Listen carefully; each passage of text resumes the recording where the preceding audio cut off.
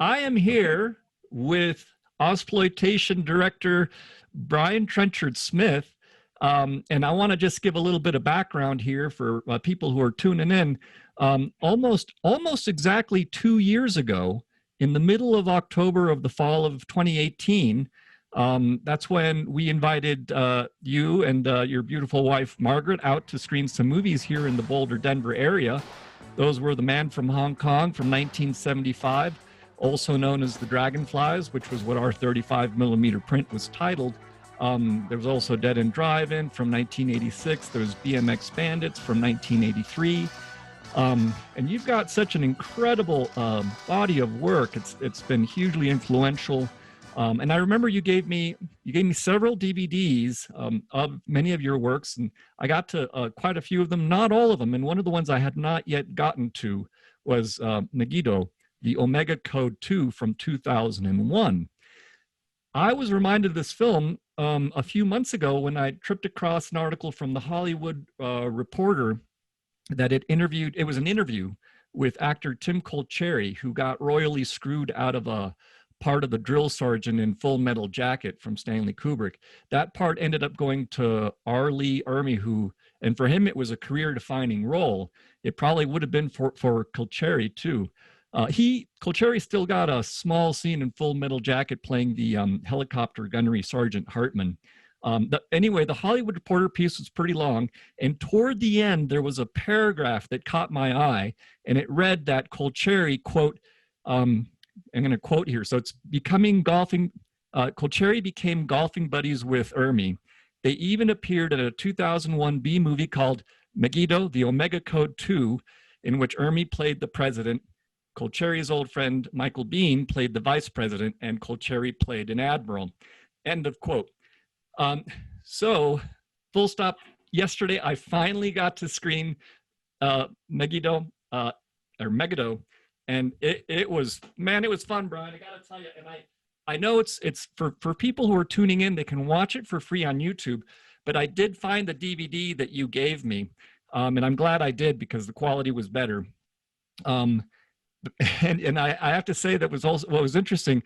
I got to watch it with Meredith, who, by the way, had already seen it years ago on it was on a Christian network, I believe. Trinity Broadcasting, yes. Yeah. Well, but anyway, so I mean, this features it's got Michael York, Udo Kier. I think now the other thing that we want to let people know who are watching is that you just released this massive tome, which is holy. So I can't even. Massive tome. It is. Yes. I can't even put it on my. I'm at a stand-up desk, and I can't even put it on my stand-up desk because it'll tilt the entire platform over. And I started to just look at some of the excerpts. This is going to be a really fun read. I mean, I can tell right away. And I want to say one more thing, in regards to Megiddo, which is, I mean, it's got everything. It's got tanks, armies, and they're all doing battle against Satan. How on earth did and you'd self-describe yourself as an ethical hedonist, agnostic. By the way, I'm with you, sir. I would gladly slap the same label on myself. But how did you get tapped to do this project?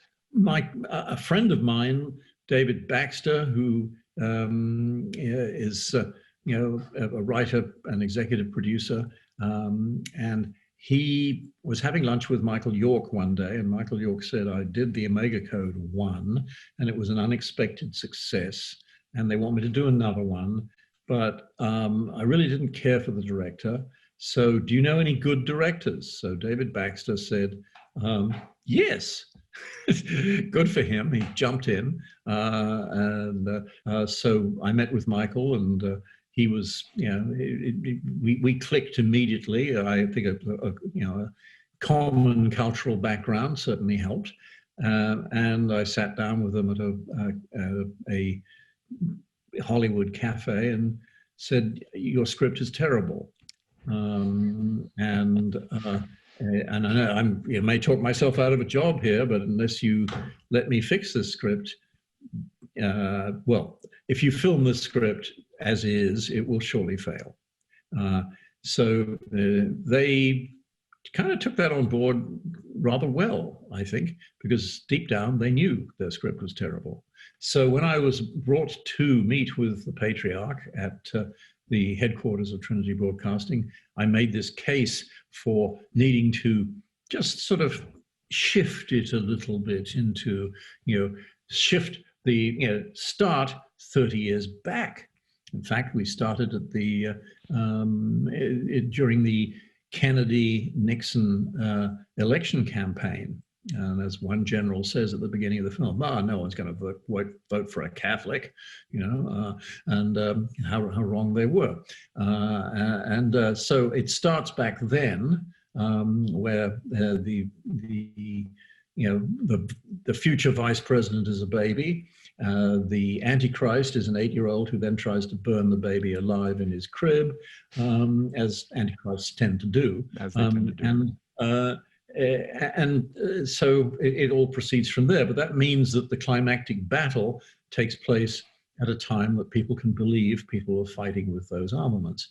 Whether they can believe an alliance between China and Mexico against America and Russia is another matter. But anyway, that's part of the interesting politics of the film, and part of the fun of the politics is to part of the fun of the film is to deconstruct the politics of it, which I always enjoy. So you have seen it, so I'm curious to what you think. Well, like I said, when you said you definitely got smiles from me. I was having a ball while watching it. It was just really fun, and I was also just impressed with the amount of resources at your command. I mean, and I know you've had those. You've been able to be act as a drill sergeant, or I mean, you've commanded armies before. But this was also a pretty impressive, I mean. Over various partners. There's someone here who'd like to say hello to you. Hi, Margaret. How are you? Good. How are you doing? Right after a shower. Oh, excellent. Well, it's nice to see you. Great to see you. Yeah. Anyway. Hey, Margaret, have you read all of this from page to page? I edited all of it from page to page. Aha! Yep. Excellent. Yeah, no, she did a wonderful job, as she had done with my other book, Alice Through the Multiverse. Yes. She pointed out certain things that perhaps I should not say. I'm a censor. Yes, she was my censor and editor, but that was good. That was all positive. And look, she has been my lifelong muse, and we share everything. And so I naturally wanted to listen to her to anything that she thought could be made better, and I did. Don't you get your own chapter in here, don't you? I do. I seem to recall seeing that. She didn't write that chapter. I wrote that. Right. Anyway, so but she's well, how could it was a surreal experience editing my own life, but there you go. I don't want to impede the flow of the discussion about Megiddo, though. But before I leave, Pablo, I want to say that whatever my feelings about that film, and they're complex, one of my favorite experiences of this guy as a director was watching him. You were just talking about his generalship and actually directing armies. Was watching him lead extras through a battle scene. Brian got right in the thick of it. I know he was exhausted, but there he was cradling an imaginary, what was it, an AR or something? Yeah. An imaginary rifle and running at the head of the troops. It was fabulous. I fell in love with him again. It's very kind of you, darling. Oh, well, yes. I'm kind. Anyway. Well, I can't, it was such a fun movie to watch. And I mean, I can't even, I know you probably had a lot of other, just being with Udo Kier and Michael York and all those personalities.